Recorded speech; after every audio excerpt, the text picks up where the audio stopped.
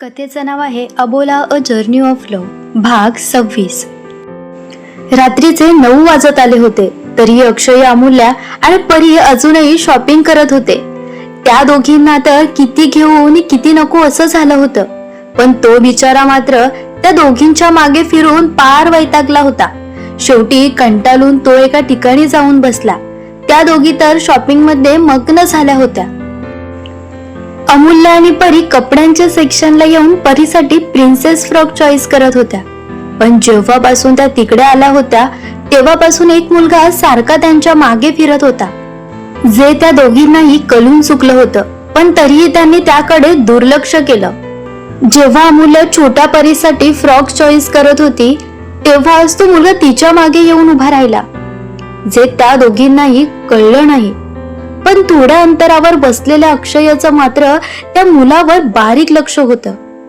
जेव्हा त्याला हे समजलं की तो त्याच्या बायकोच्या मागे पुढे करतोय तेव्हा तर त्याच्या डोक्याची तारच सटकली। तो तर लगेचच त्या दोघींकडे यायला निघाला। अमूल्याच्या मागे उभा असलेला तो मुलगा तिचं खालून वरपर्यंत निरीक्षण करत होता। एखादा विक्षिप्त माणूस जसा जिभेला चटक लावून बसलेला असतो असंच अमूल्याला पाहून त्याच्या जिभेला पाणी सुटलं होतं।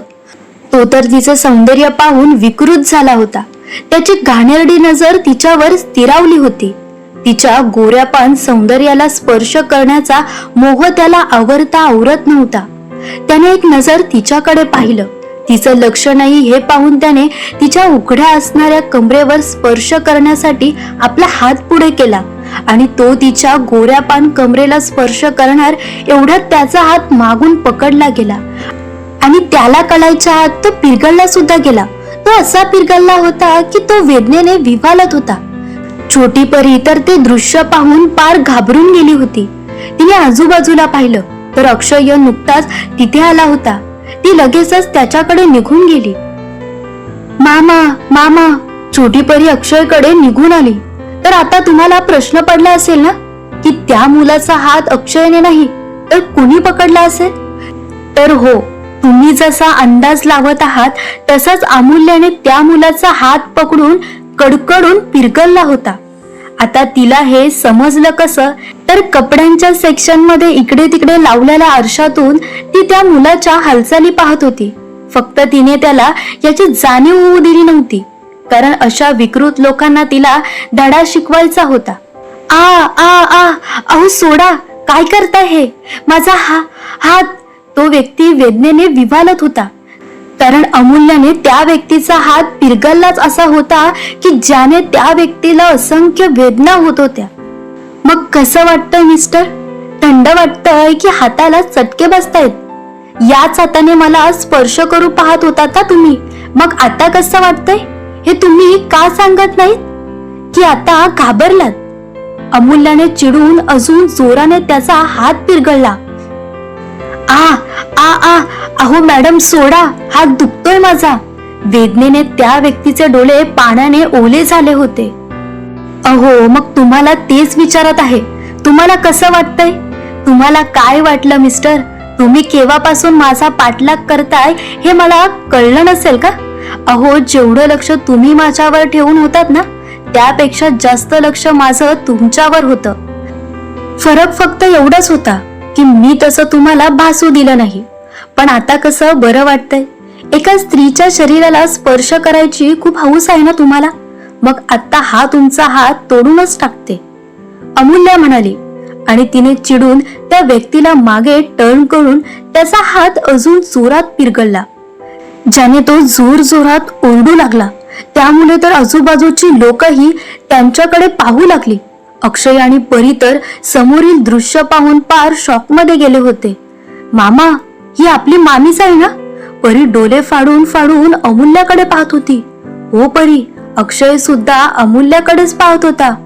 मी मामीला खूप घाबरले मामा, परी जरा घाबरून म्हणाली। मी पण, अक्षय म्हणाला। दोघंही समोरील दृश्य पाहत एकमेकांशी बोलत होते।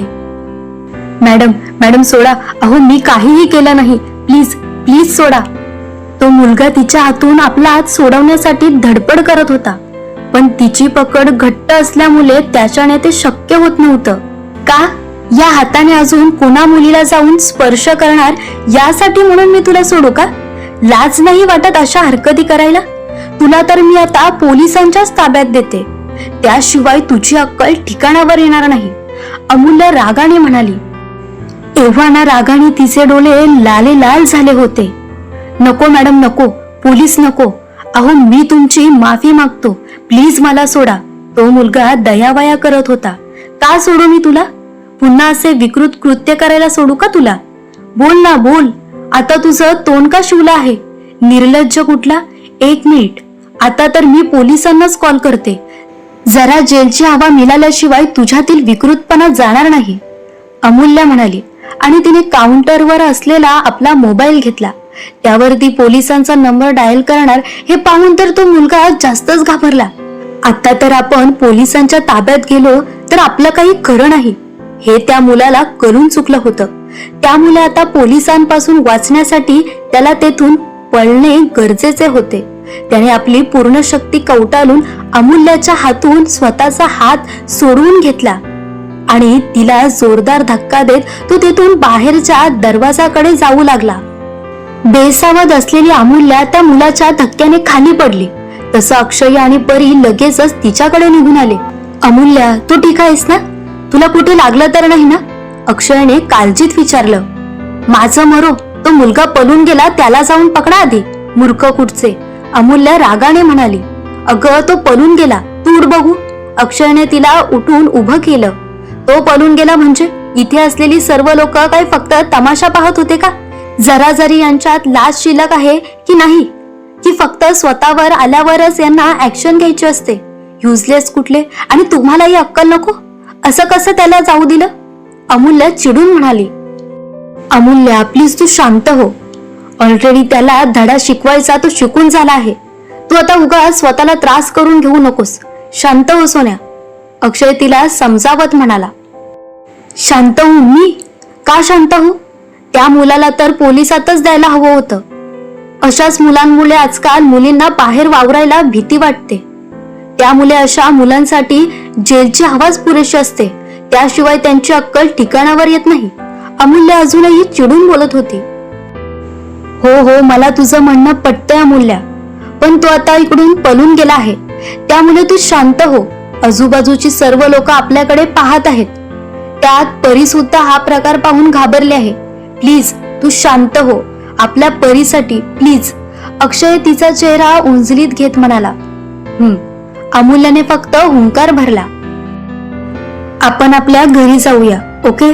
तू परीला घेऊन बाहेर जा, मी बिल पे करून येतो, अक्षय तिच्या गालावर टॅप करत म्हणाला. त्यावर तिने फक्त होकारार्थी मान हलवली आणि ती परीला घेऊन बाहेर निघून गेली. त्या निघून गेल्या तसं अक्षयने काउंटरवर येत बिल पे केलं आणि त्यानंतर मॉलमधील मॅनेजरला बोलावून घेतलं. त्याला बरंच काही सुनावून त्याने त्याला धमकी दिली. त्यावर मॅनेजरने तर घाबरून रुमालाने आपला घामच पुसून घेतला.